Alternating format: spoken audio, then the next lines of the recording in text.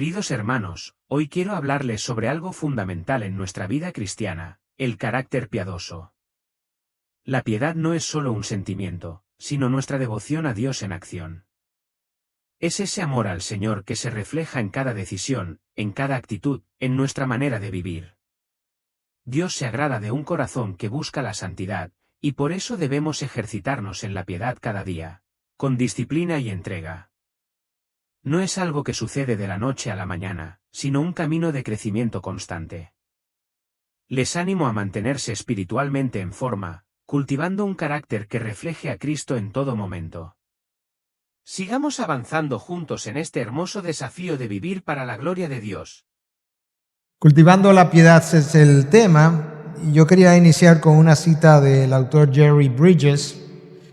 Creo que ya se ha mencionado, pero Bridges es el autor de un libro que se llama La práctica de la piedad, The Practice of Godliness.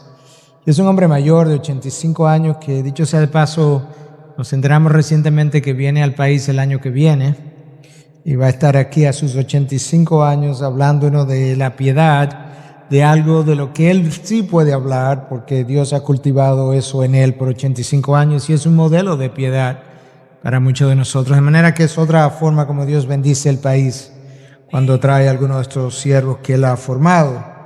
Pero él dice lo siguiente: este libro fue escrito hace años atrás y él tendría que agregarle algunos años a esto que dice. Pero esta cita dice: yo he estado en el ministerio cristiano por más de 25 años.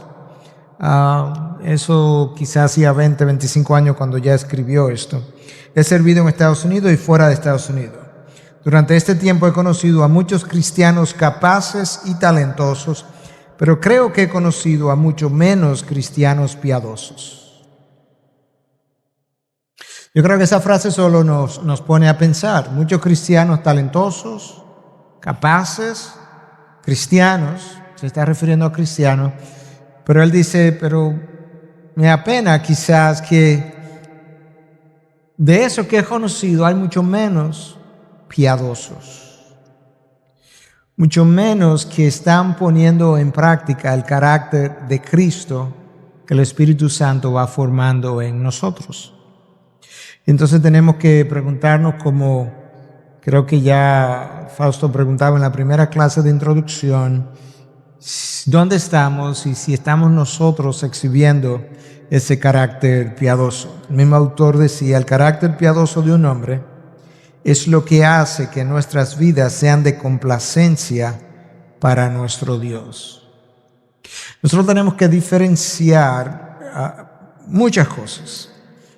Tenemos que diferenciar, por ejemplo, para ilustrar a dónde voy, tenemos que diferenciar el hecho de que Dios ha elegido a los hombres desde la eternidad de la responsabilidad presente de yo evangelizar. Esas dos cosas pertenecen en la mente de Dios en un mismo lugar.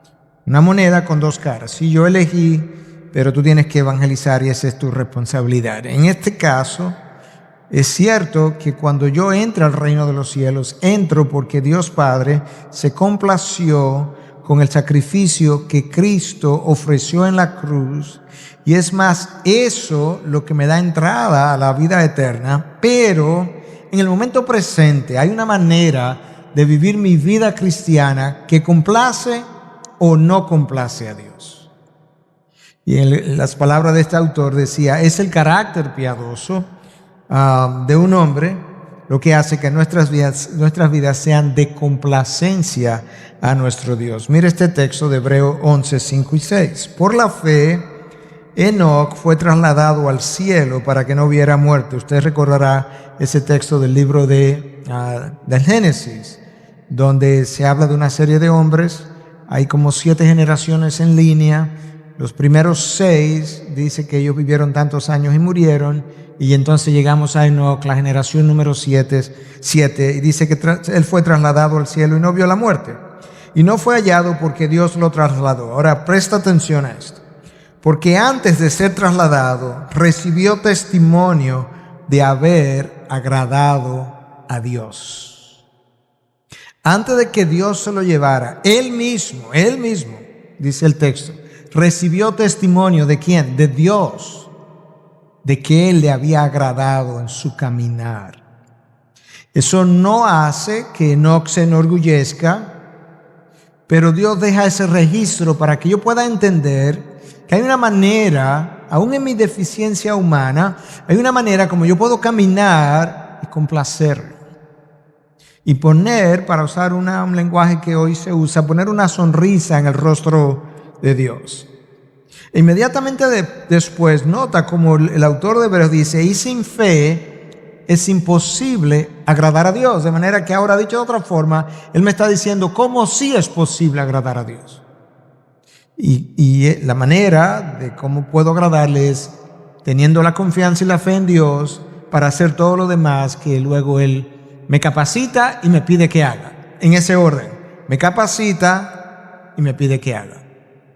Es como un niño que tú lo enseñas a caminar, pero luego tú le pides que camine. Tú lo capacitas, pero cuando él ya puede caminar y quiere seguir gateando, simplemente por vago, tú no lo dejas, tú lo paras. Le dices, no, camina, ya tú puedes caminar. Porque él ha sido entrenado y enseñado a caminar. De esa misma manera, Dios nos entrena, nos prepara y luego nos pide que hagamos eso para lo cual Él me entrenó. Aquí hay un par de conceptos que yo creo que ya fueron cubiertos, pero esa es como nuestra conexión con clases anteriores. Piedad es devoción en acción. Es la devoción, que ahora voy a definir, en acción, en la práctica. Ahora necesito entender un poquito lo que es devoción. Uno de los diccionarios consultados dice que es amor y fidelidad especial hacia algo o hacia alguien. Entonces, antes de llegar hacia abajo, en nuestro slide, yo quiero unir las dos primeras ideas. Piedad es devoción en acción, pero devoción es un amor especial que yo tengo hacia algo o hacia alguien. Por tanto, la piedad sería el amor especial que yo tengo hacia Dios, pero ahora en acción. Te das cuenta que ahora la motivación de la piedad es el amor que tengo por Dios y que ahora está encontrando su práctica, su aplicación. Por eso yo lo puse de esta manera. La piedad es el amor a Dios puesto en práctica a través de un carácter santo. La piedad es el amor a Dios puesto en práctica a través de un carácter santo que Dios mismo va cultivando en nosotros. Eso es lo que queremos.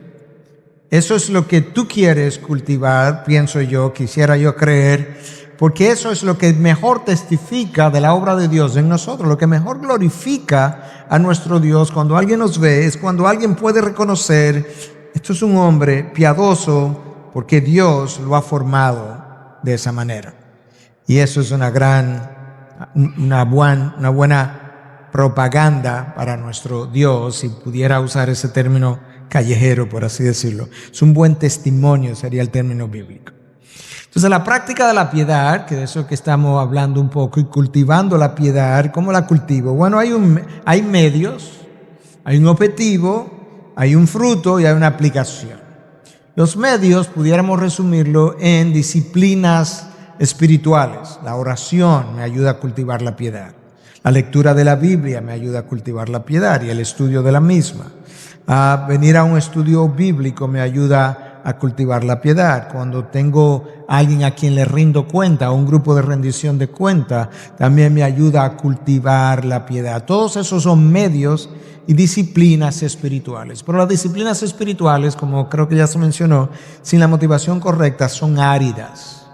Son áridas y productoras más del legalismo y moralismo que de otra cosa. El fruto al que apuntan esas disciplinas espirituales es el crecimiento espiritual. No es el que los hombres nos vean y nos digan, wow, qué hombre más moral. No, eso no es lo que apunta. Es un crecimiento espiritual genuino, verdadero, como un árbol que va creciendo y va produciendo fruto. El fruto del Espíritu es nada más y nada menos que la exhibición de la piedad. Eso es la exhibición de la piedad. Ese es el fruto. El objetivo de la piedad es devoción o amor a Dios. Ese es el objetivo. Eso es lo que estamos tratando de alcanzar. porque mi amor a Dios va a determinar todo lo demás que ocurre en mi vida. Si me amáis, guardaréis mis mandamientos, mencionamos el domingo. Y de ahí la necesidad de que verdaderamente yo pueda cultivar el más grande y más importante de todos los mandamientos que también vimos el domingo, el amar a Dios. Dios entiende claramente que si esa piedra está en su lugar, verdaderamente todo lo demás va a caer en su lugar. Y la aplicación entonces de todo esto es la conducta que resulta de mi amor por Dios. La aplicación es la conducta que va a resultar ahora después que yo he aprendido a amar a Dios. De manera que cuando yo me pregunte por qué sigo teniendo dificultad en aplicar, llevar a la práctica, en obedecer las cosas que ya yo aprendí de la palabra, la conclusión debe ser: aquí hay algo que yo estoy amando más que a Dios, y frecuentemente soy yo mismo, o mi vida, o ídolos en mi vida. Lo estoy amando más que a Dios, porque si lo amara, guardaría sus mandamientos. Y eso es donde estamos tratando de apuntar a lo largo de este curso. El versículo clave que se eligió fue 1 Timoteo 4:7, ejercítate para la piedad. La Biblia de las Américas lo tiene de esa manera. La versión en inglés, the New American Standard Bible, dice lo siguiente. Yo lo puse por una sola razón, es que dice train yourself to be godly. Entrénate a ti mismo. Lo que pasa es que en el español el yourself, tú, se pierde en el te, ejercítate, y como que no queda tan claro. Pero en este caso, en el inglés, dice entrénate yourself. Hay algo que yo tengo que hacer para la piedad. Y la Biblia ampliada, después que lo traduce de esa manera, entonces tiene otra frase, dice, mantente espiritualmente en forma. A nosotros nos gusta ir al gimnasio y mantenernos en forma, ¿verdad? Mantener los músculos, bajar la barriga, el abdomen. Pero hay un sentido en el que espiritualmente yo me puedo mantener en forma. Y en la medida en que yo entonces llevo a cabo estas disciplinas espirituales con la motivación correcta, entonces nos mantenemos espiritualmente en forma. No estamos bajo peso, no estamos sobrepeso, por así decirlo. Requisitos. Estamos hablando de cultivar la piedad. Número 1, yo tengo que hacer un compromiso. Un compromiso para pagar el precio del entrenamiento. A mí no me gusta el ejercicio. Por eso cuando me hablan de ir al gimnasio, lo primero que me viene a la mente, eso es un precio que yo no voy a pagar. Porque requiere que yo me levante a una hora, pierda un tiempo en circulación, pase otro tiempo en el gimnasio, pierda otro tiempo en circulación de regreso, venga ahora a bañarme. Yo necesito 2 horas para eso. Entonces es un precio que yo no he querido pagar, pero yo reconozco que es eso, yo no lo he querido pagar. De manera que si en el día de mañana algo me ocurriera y el médico que me revise me dice, bueno, si hubiese estado haciendo ejercicio no te hubiese pasado, yo tengo que reconocer que yo no quise pagar el precio. De esa misma manera, en el entrenamiento espiritual, muchos no hemos querido pagar el precio de un entrenamiento diario riguroso. Diario, la lectura de la palabra, la oración, la meditación, la reflexión, es un entrenamiento y es diario, es continuo, porque yo me curto diariamente. Todos los días nosotros tenemos cosas del mundo que oímos, que se nos pegan, frases, pensamientos, y de esa misma manera yo tengo que mantener, como el que está contando calorías, el que está manteniéndose en forma, cuenta calorías y piensa, esta mañana ya yo me comí 500 calorías, ahora al mediodía tengo que comer menos, y esta noche, y así sucesivamente. De esa misma forma, es una ilustración. Cuando estoy entrenándome espiritualmente, tengo que mantener una observación de mis hábitos espirituales, porque necesito mantenerme en forma espiritualmente. Y la idea entonces es que yo pueda pensar y sentir como estos autores de la Biblia. Escucha el salmista en 63:1. Oh Dios, tú eres mi Dios. Escucha esta frase ahora. Te buscaré con afán. Nota que no dice, te buscaré cuando me sobre el tiempo, te buscaré cuando no esté tan cansado en la mañana, te buscaré cuando al levantarme no me duela el cuerpo, te buscaré cuando en la noche anterior haya podido dormir 7 u 8 horas, te buscaré con afán. Hay un sentido de urgencia, hay un sentido de rigurosidad. Te buscaré con afán porque no hay nada mejor que tú para buscar con mayor afán. Me buscaréis y me encontraréis cuando me busque de todo corazón. Ahí está el afán. Me buscaréis. Ok, tú me vas a buscar. Yo voy a orquestar cosas en tu vida que me haga buscar. Y te voy a decir algo más. Me va a encontrar. Pero no me va a encontrar tan a la ligeramente. Me va a encontrar cuando me busque de todo corazón. Cuando haya tomado la decisión, haya hecho el compromiso de buscarme afanosamente. Pero no es por el legalismo del afán, es porque no hay nada que pueda competir conmigo cuando tiene que ver con búsqueda y afán. Yo merezco la mejor búsqueda con el mayor afán. Y ahí me vas a encontrar, porque entonces vas a apreciar lo que soy. Jeremías 29:13, me buscaré y encontraréis cuando me busque de todo corazón. Primera de Pedro 1, 5 y 6. Por esta razón también, obrando con toda diligencia, nota la palabra inicial, con toda diligencia. Tienes que obrar así.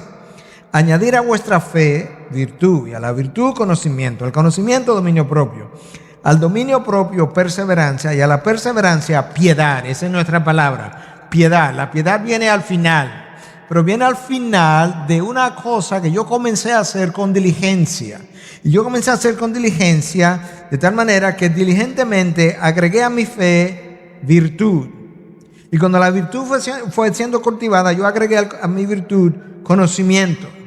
Y entonces luego que el conocimiento fue agregado, el conocimiento tuvo que ser complementado con dominio propio, que es un fruto del Espíritu. Y entonces ese dominio propio tiene que ser complementado con perseverancia. Ahí en la perseverancia también está la diligencia, también está el esfuerzo, también está el afán. Y entonces al final de esa escalera está la piedad. Y esa es la piedad que queremos cultivar. Nota cómo ese solo versículo nos ayuda a ver cómo cultivo la piedad. Necesito una vida de fe porque sin fe es imposible agradar a Dios.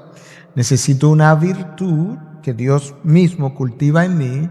Necesito un conocimiento, pero necesito perseverar en el conocimiento. Y necesito, junto con el conocimiento, un dominio propio para que mis emociones, mis pasiones, las cosas de la carne, las cosas que me atraen, no me arrastren. Y eso es dominio propio. Pero el dominio propio es un fruto del Espíritu. Y por eso yo voy a necesitar un entrenador. Y el entrenador o coach es el Espíritu. Yo no sé mucho de basquetbol. De hecho, yo no sé nada de basquetbol, debiera decir. Pero conozco este nombre, Michael Jordan. Supóngase que usted quisiera ser entrenado por Michael Jordan. ¿Qué sería mejor? Que Michael Jordan, él como existe, lo entrenara desde afuera como él entrena a todo el mundo, o si Michael Jordan tuviera la capacidad de meterse, introducirse dentro de usted y entrenarlo desde adentro. ¿Usted no piensa que eso sería como un mejor resultado? Bueno, Dios nos ha dado un entrenador que no lo hace desde afuera, sino desde adentro. Y resulta que no es Michael Jordan, es Dios. ¿Te imaginas el privilegio de tener de entrenador para tu formación a Dios dentro de ti? ¿Qué puede ser mejor que eso? ¿Qué puede garantizar mejores resultados? ¿A quién debiera yo honrar más que a Dios viviendo dentro de mí y me dice, te voy a entrenar a caminar bien, a hablar bien, a trabajar bien? Te voy a entrenar a ser un buen esposo, te voy a entrenar a ser un buen ciudadano, te voy a entrenar a ser una buena esposa, un buen hijo. Pero te voy a dar mi estándar. Como parte del entrenamiento, mi estándar es el más alto. Es el estándar de la perfección. De manera que yo te voy a poner la perfección ahí. Cristo ha llenado ese estándar, pero mi entrenamiento es ahí hacia que apunta. Mi entrenamiento no es a medias. Es como tener un tiro al blanco y el Espíritu Santo dice, no vamos a apuntarle a que le dé a cualquier círculo. Y está bien porque lo que estamos apuntando hacia adelante. No, vamos a apuntar hacia el medio del tiro al blanco, que es el estándar de la perfección. Y yo te voy a ir entrenando teniendo la mira allá. Tú no le vas a estar dando al círculo, pero tienes que poner el ojo en el círculo todo el tiempo, porque ese es la meta. Y ese círculo es Cristo, su imagen. Y el entrenador está apuntando a esa imagen que quiere formar en mí. Todo entrenador tiene un instrumento. En el caso del entrenador de básquetbol, tiene una pelota con la que él entrena y tiene reglas. Bueno, en este caso, la pelota de entrenamiento, el instrumento de entrenamiento es su palabra. Y su palabra tiene reglas. Pero yo necesito aprovechar el instrumento. Yo pudiera tener un buen instrumento y no aprovecharlo bien, pero yo necesito aprovechar el instrumento. Y antes de hacer uso del instrumento, hay cosas, disposiciones que yo necesito tener. Yo, de nuevo, no sé nada de jugar golf, pero he visto entrenadores cómo comienzan a explicarle a otros cómo hacerlo. Y antes de ellos darle a la bola, ¿qué es lo primero que hacen? Le entrenan a cómo coger el club. Yo antes le llamaba palito porque ni sabía cómo se llamaba. Pero cómo coger el club. Y entonces antes de darle hay una posición de cómo darle, hay una manera de cómo hacerlo y una manera de cómo no hacerlo. De esa misma forma, si este es el instrumento, antes de leerla hay una disposición de cómo usarlo, por así decirlo. No un entrenamiento teológico, no estoy hablando de eso ahora, estoy hablando de hermenéutica, nada de eso. Una disposición, y es la humildad. La humildad para someterme a lo que Dios revela. Y no necesito entrenamiento teológico, no tengo que ir a un seminario, no necesito una maestría, no necesito un PhD para tener una disposición humilde. De hecho, a veces los títulos nos quitan la disposición humilde y nos dan la disposición equivocada. Mira lo que dice Isaías 57:15. Porque así dice el alto y sublime que vive para siempre, cuyo nombre es santo. Ya ese texto comienza a colocarme como en una posición distinta. ¿Quién es que dice eso? El alto y sublime. No lo leas, cuando tú lees cosas así, no lo leas, así dice el alto y sublime que vive para siempre y cuyo nombre es santo. Habito en lo alto y santo, también con el contrito y humilde de corazón. Porque no es así que lo dice. Lo dice algo como esto, porque así dice el alto y sublime y que vive para siempre, cuyo nombre es santo. Habito en lo alto y santo, y también con el contrito y humilde de espíritu. ¿Para qué? Para vivificar al espíritu de los humildes y para vivificar el corazón de los contritos. ¿Tú pudiste entender la imagen? El Dios alto, sublime, santo, el Dios trascendente se hace, como llamamos teológicamente, inmanente, cerca, y viene cercano al humilde, al contrito de corazón. Yo necesito esa disposición antes de comenzar a leer la Biblia. Lo que yo encuentre, sí, Señor, lo que yo encuentre, lo voy a obedecer. Esto lo escribió el alto y sublime y cuyo nombre es santo. Eso inmediatamente cambia mi disposición hacia la palabra y me va a poner a mí en otra dimensión para aprovechar la palabra, aprovechar el instrumento. A esto es a lo que yo me refería, a tener una disposición antes de comenzar a hacer uso del instrumento. Mira Isaías 66, 1 y 2. Así dice el Señor, el cielo es mi trono y la tierra el estrado de mis pies. ¿Dónde pues está la casa que podríais edificarme? ¿Dónde está el lugar de mi reposo? Todo esto lo hizo mi mano, y así todas estas cosas llegaron a ser, declara el Señor. Pero, presta atención ahora, a este miraré, al que es humilde y contrito de espíritu, escuche, presta atención, y que tiembla ante mi palabra. ¿Tú entiendes eso? ¿Tú has leído la palabra en ocasiones e internamente haber temblado por lo que acabas de leer? Cuando la imagen en tu mente y en tu corazón es de ese Dios que acaba de hablarnos aquí, alto, sublime, que el trono es el cielo y la tierra entera es el estrado de sus pies, y tú lees cosas serias que te confrontan, a veces tú tiemblas.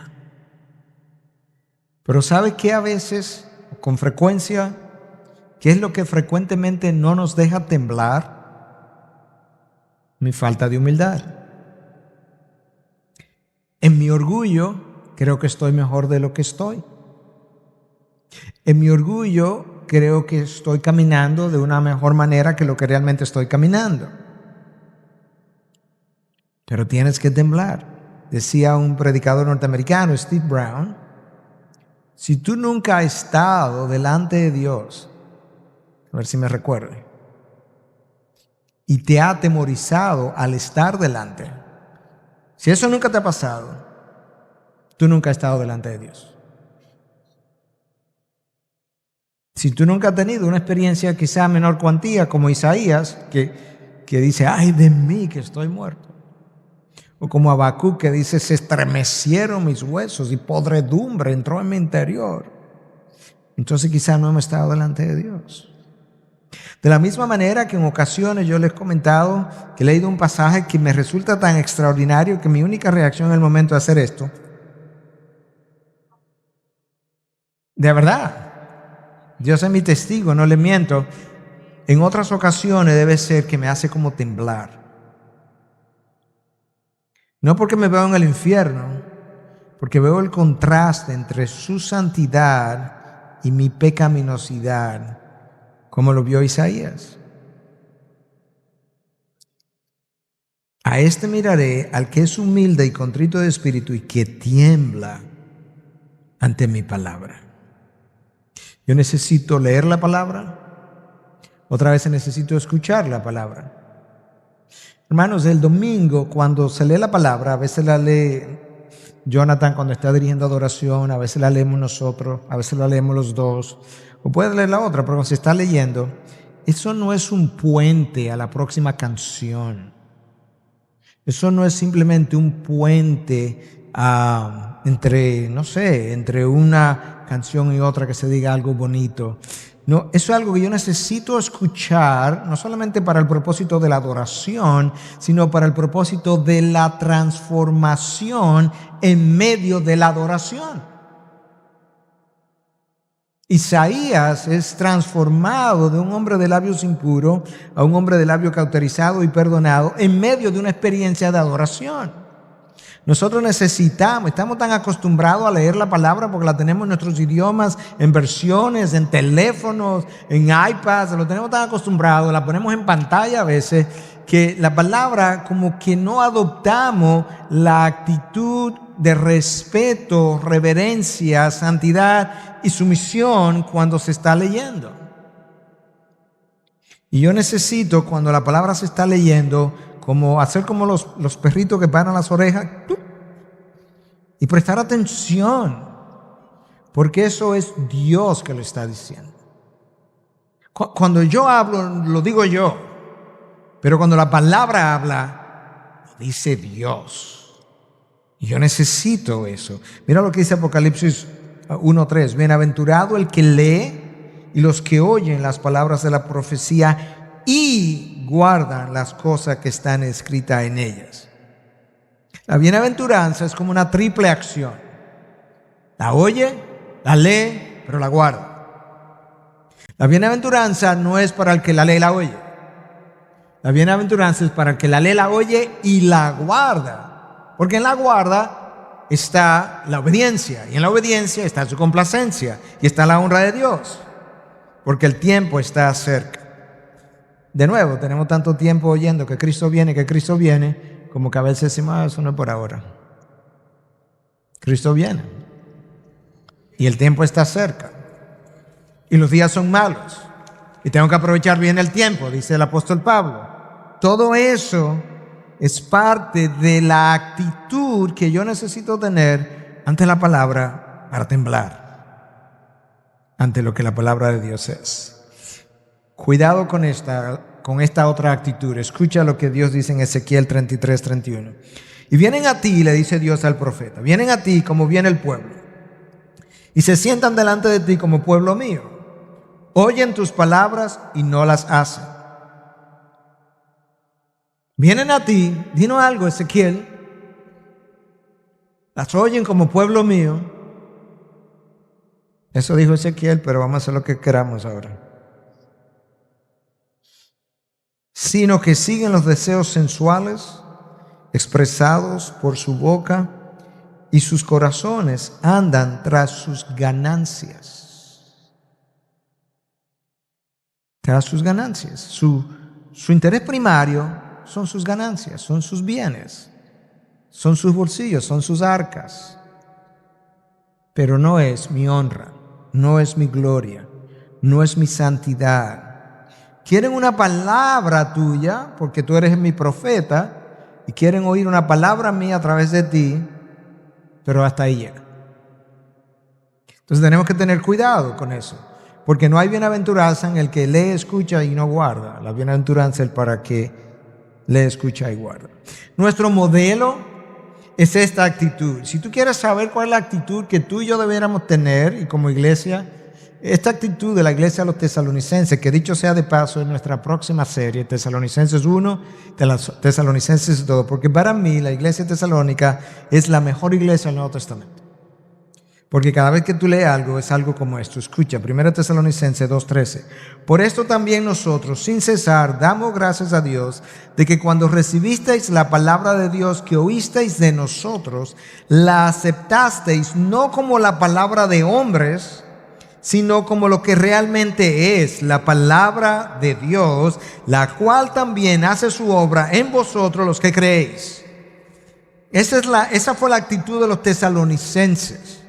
Que cuando escucharon la palabra de Pablo, no dijeron, ay, viene Pablo otra vez un palabrero, esa es palabra de hombres, sino que la recibieron por lo que verdaderamente es, como la palabra de Dios. Al haberla recibido de esa manera, escucha, la cual también hace su obra en vosotros los que creéis. La obra la hace la palabra, como decía Martín Lutero. Yo no hice absolutamente nada, yo solamente prediqué y la palabra hizo todo el resto. Entonces esa palabra hace su obra en vosotros, los que creéis en esa palabra que se escuchó. Pero ellos la recibieron por lo que verdaderamente es. De esa misma forma yo tengo que hacer lo mismo. Hermanos, cada vez que tú te enfrentas a la palabra, ya sea porque la oyes, porque la lees, tú estás frente a asuntos de trascendencia eterna. ¿Tú entiendes eso? Cada vez que tú lees algo en la palabra, eso que tú estás leyendo tiene una trascendencia eterna. Porque es una palabra eterna proveniente de un Dios eterno y es una verdad eterna. Eso cambia mi disposición inmediatamente. Yo necesito eso. Eso es algo que a mí me va a cambiar mi interior. Muchas veces ni siquiera la leemos. Hablando de la cultivación, ¿no? El cultivo de la piedad. No la leemos la palabra. Eso me empobrece espiritualmente. Todos nosotros, si nosotros supiéramos dónde hay una fuente de dinero, fuéramos todos los días, es más, amaneceríamos ahí en la fuente para estar de primero, donde se nos diera dinero. ¿Por qué? Porque esa fuente de dinero nos va a enriquecer. Bueno, hay una fuente de santidad, de piedad, de sabiduría aquí, y yo debiera amanecer entonces esperando para enriquecerme espiritualmente y para vida eterna. Pero no, porque nuestra carne prefiere la riqueza material. Si esto produjera riqueza material, yo estoy seguro que se leyera mucho más. ¿Sí o no? Si memorizarla, si pagaran por memorizarla, habría mucha gente que supiera la Biblia desde Génesis 1:1 hasta Apocalipsis 22, tantos versículos. En la lectura estamos espiritualmente empobrecidos. Ok, aquí hay algunas ilustraciones que Bridges usa para ilustrar algo que yo creo que está muy bien hecho, aunque yo hice algunas modificaciones para expresarlo un poquito distinto. Pero los ejemplos de estas vidas son algo de su autoría.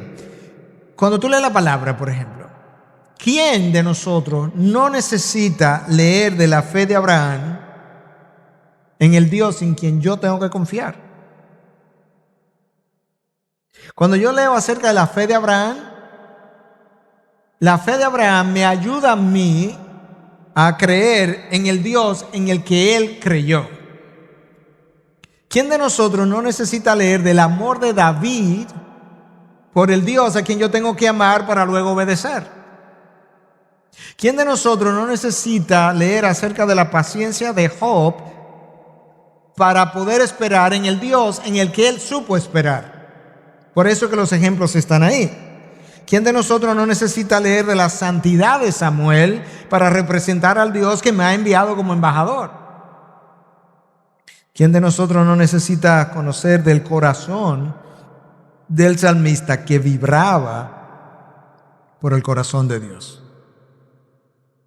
¿Quién de nosotros no necesita conocer la majestad del Dios que describe Isaías? Pero no puedo conocer ninguna de esas cosas si no leo la palabra, si no sumerjo mi mente en la palabra. Eso es lo que va a ir cultivando a piedad en nosotros. Leer la palabra no es lo mismo que estudiar la palabra. Estudiar la palabra requiere un poco más de diligencia, requiere un poco más de intensidad, requiere a veces comparación de textos. Requiere a veces de hacernos preguntas. Ven acá, ¿y por qué que este texto dice esto? Tengo que hacer observaciones.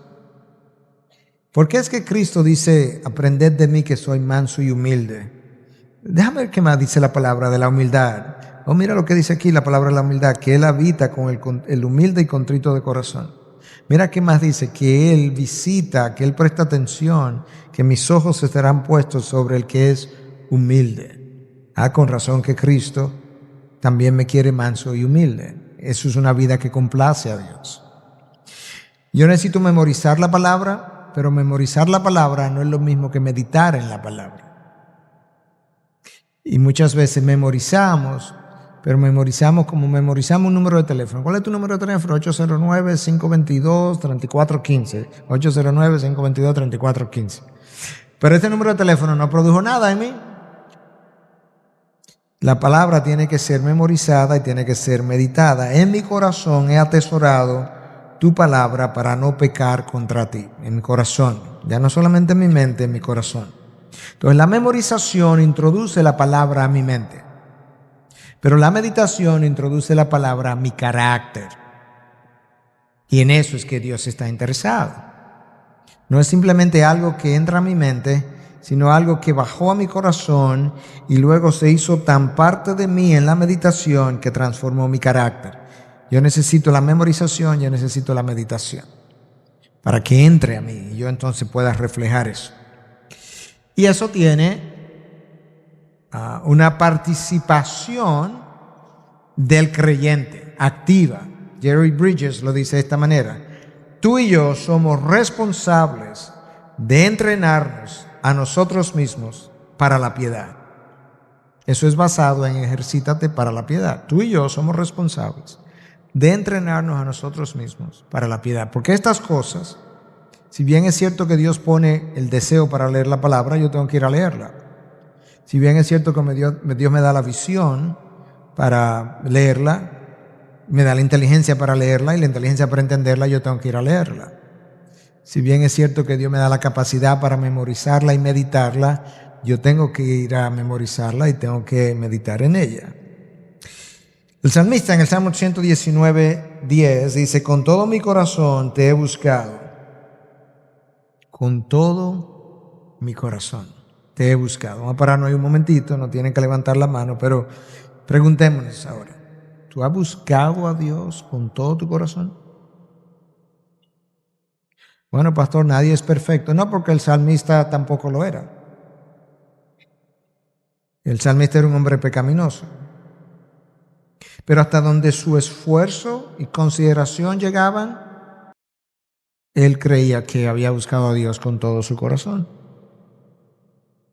Y entonces las meditaciones de los salmistas, sus profundidades, su belleza acerca de Dios, era el fruto de una búsqueda profunda de todo corazón y una meditación en esa palabra. Y eso es importante que tú y yo lo recordamos. Tenemos que evitar imbalances. Aquí hay un triángulo que dice balance.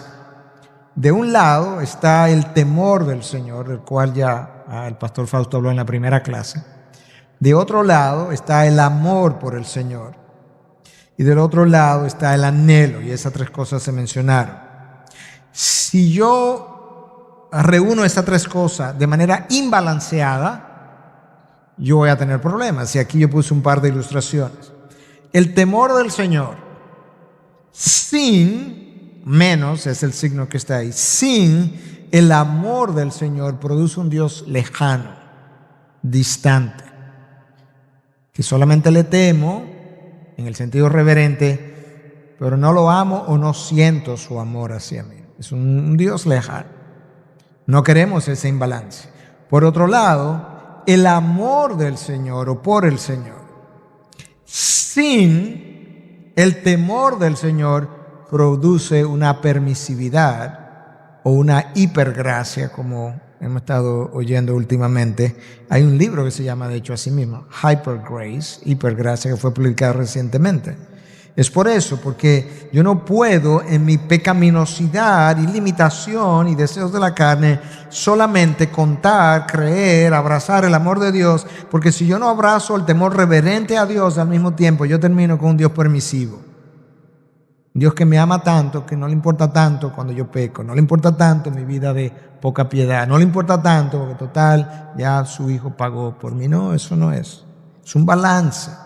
Si hay algo que la vida cristiana requiere, es balance de todas las enseñanzas que están en la palabra. Y aquí hay tres. Yo necesito anhelo, temor, amor. Y esas cosas entonces producen una vida de piedad ideal. Como el autor nos está invitando a meditar en la palabra, una de las cosas que él hace es recomendar varios pasajes bíblicos para meditar en ellos. Y yo quise elegir algunos, vamos a ver hasta dónde el tiempo nos da, para que nosotros podamos entender un poco cuál es el hábito de la meditación. Entonces tú tomas, por ejemplo, a Isaías 6, del 1 al 5, ni siquiera todo el pasaje. En el año de la muerte del rey Usías, vi yo al Señor sentado en un trono alto y sublime, y la orla de su manto llenaba el templo. Por encima de él habían serafines, cada uno tenía 6 alas, con 2 cubrían sus rostros, con 2 cubrían sus pies, y con 2 volaban. Y el uno al otro daba voces diciendo: Santo, Santo, Santo es el Señor de los ejércitos, llena está toda la tierra de su gloria. Y se estremecieron los cimientos de los umbrales a la voz del que clamaba, y la casa se llenó de humo. Entonces dije: ay de mí, porque perdido estoy, pues soy hombre de labios inmundos, y en medio de un pueblo de labios inmundos habito, porque han visto mis ojos al Rey, el Señor de los ejércitos. Vamos a meditar un poquito sobre eso. ¿Qué es esto que Isaías acaba de tener? Tiene una visión. Es una visión del trono en los cielos. ¿Y qué fue lo que vio? Bueno, habían serafines. ¿Tú viste eso, que tenían 6 alas? ¿Qué tipo de seres serán estos? Pero dice que con 2 alas, aun si no te lo imaginas como alas de aves, pero con 2 alas, que el texto describe como alas, cubrían su rostro. Pero ¿dónde estaban estos serafines? En la presencia de Dios. En la presencia de Dios. O sea que estos serafines lo crearon para ministrar en la presencia de Dios. Y seres angelicales creados para ministrar en la presencia de Dios no se atreven a mirarlo. Con razón el autor de Hebreos dice que Dios habita en luz inaccesible. Esta luz no está fácil, pero esto ni se parece a lo que estamos hablando. O sea, yo no me imagino vivir viendo esa luz así como yo estoy ahora, porque es casi inaccesible para mí. Imagínate Dios. Pero ¿qué implica eso? Este tiene que ser un ser muy extraordinario, descrito como santo, santo, santo. Pero sabe que cuando se está cantando, las puertas temblaron, los umbrales temblaron. ¿Cómo es que cosas inanimadas tiemblan y yo no? ¿Cómo es que cosas inanimadas son más sensibles a la proclamación de la santidad de Dios y hasta el día de hoy he sido tan ligero con su santidad? Ahora el pasaje está calando en mí. ¿Y quién es este? Isaías. Oye, pero Isaías es el profeta mesiánico. Y oye lo que dice el profeta mesiánico, que él es un hombre de labios impuros. ¿Y dónde me pone eso a mí entonces? El hombre más recto en Israel dice que cuando él contempló esto a lo lejos, él se dio cuenta que él era un hombre de labios impuros. Los míos entonces tienen que ser impurísimos. Pero hay una cosa, Isaías dice que él es igual que el otro pueblo, que el resto del pueblo, de labios impuros, así que nadie se salva, todo el mundo está en la misma situación. Sí, ante la santidad de Dios. En esta tierra hay alguna gente con vidas más santas que otros. No hay duda de eso. En este libro hay gente con vida más santa que otros, más piadosa. Como hay bombillos de 100 bujías y bombillos de 1000 bujías. Pero cuando tú tomas el bombillo de 1000 bujías, el de 100 bujías, el de 10,000 bujías y lo llevas a la superficie del sol, ninguno alumbra. De esa misma manera, hay gente en esta tierra con vida más santa y más piadosa que otros, pero cuando tú se la pones al lado la santidad de Dios, ninguno alumbra nada. Ahora yo comienzo a entender. Entonces cuando yo hago eso y comienzo a sentirme como Isaías, yo comienzo a decirle a Dios, perdóname. Perdóname porque yo he sido tan ligero con tu santidad. Quizá en todos tus años, quizá en el año pasado, quizá en el mes pasado, quizá esta semana, quizá esta mañana, yo fui tan ligero con tu santidad, perdóname. Y yo no puedo pasar estos pasajes porque ya leí Isaías 6, ya cumplí con mi devocional, ya punché tarjeta. Isaías 6, mañana me toca Isaías 7, pasado Isaías 8, día 31 de diciembre terminé la Biblia. Marqué toda la Biblia. Está llena, parece un arcoíris de colores, pero no me marcó a mí. No me sirvió. Los colores, los marcadores no me sirvieron, porque es a mí que hay que marcarme. Entonces tenemos que meditar, tenemos que reflexionar, tenemos que pausar. Mira este otro texto. Isaías 47 y 8. Sécase la hierba, marchítese la flor, cuando el aliento del Señor sopla sobre ella.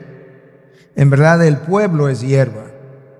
Sécase la hierba, marchítase la flor, mas la palabra del Dios nuestro permanece para siempre. ¿Tú viste cómo Dios describe al pueblo? como hierba. ¿Cómo como hierba? Sí, porque hoy está y mañana no está. Sí, porque hoy surge y se marchita y se muere. Pero su palabra no se marchita, no se muere, no se debilita, permanece para siempre. Esa es la comparación. La eternidad de su palabra versus la temporalidad de mi vida. Entonces tú te detienes y dices, wow, la verdad que la vida es como un soplo. 80 años, 70 años, pero se van, se esfumaron y al lado de la eternidad ya pasaron. Cuando tú tienes 20 años, tú no piensas acerca del fin de tu vida. Yo voy a cumplir 56, ya yo estoy pensando en el fin de mi vida. No me entristezco porque me acerca a mi Dios, pero estoy pensando que ya casi se me fue la mayor parte de mi vida. Porque es como la hierba. Pero eso te pone a Dios en su justa medida. Bueno, está lloviendo, no podemos ir para ningún lado, así que nos quedamos aquí. No exactamente, pero Isaías 40, del 12 al 14. ¿Quién midió las aguas en el hueco de su mano? Con su palmo tomó la medida de los cielos, con 1/3 de medida calculó el polvo de la tierra, pesó los montes con la báscula y las colinas con la balanza. ¿Quién guió al Espíritu del Señor o como consejero suyo le enseñó? ¿A quién pidió consejo? ¿Y quién le dio entendimiento? ¿Quién le instruyó en la senda de la justicia? ¿Le enseñó conocimiento y le mostró el camino de la inteligencia? ¿De qué está hablando Isaías aquí? Está hablando de la autosuficiencia de Dios. ¿Quién le dio consejo para formar un universo tan vasto, tan grande, tan complejo? ¿Qué Dios hay tan enorme que las aguas, tú sabes el tamaño de los océanos? El profeta está tratando de decirnos que él midió el océano con sus manos. Imagínate que yo pudiera coger todos los océanos de la tierra y ponérmelo en la mano. Una ilustración, ¿verdad? Un word picture, una imagen. Dice, ¿a quién tú lo vas a comparar con eso? Yo tengo que detenerme en esas imágenes e imaginarme la majestad y la grandeza de este Dios. En el hueco de su mano se introdujo todas las aguas de los océanos. ¿Quién guió al Espíritu? ¿Quién le enseñó conocimiento? ¿A quién le pidió consejo? Entonces tú te vas volviendo chiquitito. Pero eso es como debiéramos sentirnos al lado de nuestro Dios. Bien pequeñito. ¿No sabéis? ¿No has oído? ¿No os lo han anunciado desde el principio? ¿No lo habéis entendido desde la fundación de la tierra? Él es el que está sentado sobre la redondez de la tierra, cuyos habitantes son como langostas. Él es el que extiende los cielos como una cortina y lo despliega como una tienda para morar. Él es el que reduce a la nada a los gobernantes, se hace insignificantes a los jueces de la tierra. Tú has abierto una cortina en tu casa, va a una ventana y la haces así. El profeta dice, para Dios eso es como coger los cielos y él está usando imágenes humanas para ayudarnos a entender la grandeza de este Dios. Los habitantes son como langostas. No son las langostas que a la termidor que usted se come. Son como esperanza, como grillos.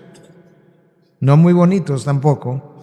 Y el profeta está diciendo, al lado de Dios somos como grillos. ¿Tú crees que si yo tengo esa imagen de Dios, no voy a responder reverencialmente ante ese Dios? Y luego entonces poder decir, y sin embargo ese Dios enorme de que me está hablando Isaías, Él mismo me dice en Isaías 57:15 que Él habita con el humilde y contrito de corazón. El Dios que toma los cielos y lo abre como una cortina, desciende para estar cercano al humilde y al contrito de corazón. ¡Wow! ¡Wow! Es esa imagen la que te hace, entre comillas, enamorar de Dios y llegar a amarlo en toda su belleza y esplendor y no amarlo por los caramelos que nos da o amarlo porque si no me va a castigar. No es esa la imagen que Dios ha presentado. Dios no me ha presentado una imagen de juez que Él es para que yo le ame. Él me ha presentado una imagen de un Dios extraordinario en majestad que condesciende y habita con el contrito y humillado de corazón. Y está dispuesto a vivir dentro de nosotros. Isaías 40, 25, 28 al 31. ¿A quién pues me haréis semejante para que yo sea su igual? Ahora está Dios diciéndonos, desafiándonos, compárame. ¿A quién pues me haréis semejante para que yo sea igual? ¿Quién dice Dios? Dice el Santo. ¿Acaso no lo sabes? ¿Es que no lo has oído? Oye la comparación. El Dios eterno, el Señor, el creador de los confines de la tierra, no se fatiga ni se cansa. Su entendimiento es inescrutable. Él da fuerzas al fatigado y al que no tiene fuerzas aumenta el vigor. Aún los mancebos se fatigan y se cansan y los jóvenes tropiezan y vacilan, pero los que esperan en el Señor renovarán sus fuerzas, se remontarán con águilas como las águilas y correrán y no se cansarán, caminarán y no se fatigarán. ¡Wow! ¿No has oído? ¿Quién es que dice esto? El Santo lo dice, el Dios eterno, el creador de los confines, que tiene toda una eternidad trabajando, haciendo planetas, galaxias y no se cansa. Tiene la misma energía cuando comenzó que cuando terminó de hacer billones de galaxias, sigue igualito. ¿Y tú no has oído que ese Dios con ese poder toma a aquellos que están cansados y los renueva en su vigor y pone a los mancebos y a los jóvenes a pasar vergüenza con el vigor que da a los suyos? Pero ¿a quiénes? Porque no a todos, no, a los que esperan en el Señor. Esos renuevan sus fuerzas. Y los que no esperan se drenan, se cansan. Se remontarán con alas como las águilas, correrán y no se cansarán, caminarán y no se fatigarán. ¿Cómo? Esperando en el Señor. Yo recuerdo en una ocasión, antes de venir para acá, a plantar la iglesia, ya cierro, estaban pasando algunas cosas en mi vida y alrededor de mi vida, y yo estaba involucrado en ministerio, entonces esas cosas estaban pasando ministerialmente. Yo estaba como cansado de eso, de ese afán. Y un día leyendo la palabra, el Señor usó la palabra y un texto de la palabra que dice: si te cansas con los de a pie, ¿cómo tú vas a correr con los de a caballo? Y yo como que levanté la cabeza y dije, ¿qué? Y entendí que Él me estaba diciendo, esto que tú estás manejando es nada. Estos son los de a pie y ya tú estás cansado. Espérate que yo te ponga a correr con los que están en caballo. Y entonces tú vas a ver. Pero luego me recordó, pero si esperas en el Señor, correrás y no te cansarás. Esa es la clave. Y ese es el Dios que tú lo descubres, que tú lo ves, que a ti te inspira, que te da la energía, que te da la fuerza. Es de ese Dios que estamos hablando. Para que ames a ese Dios, honres a ese Dios, obedezcas a ese Dios. Y tu amor es tu devoción. Y eso producirá una vida de pie.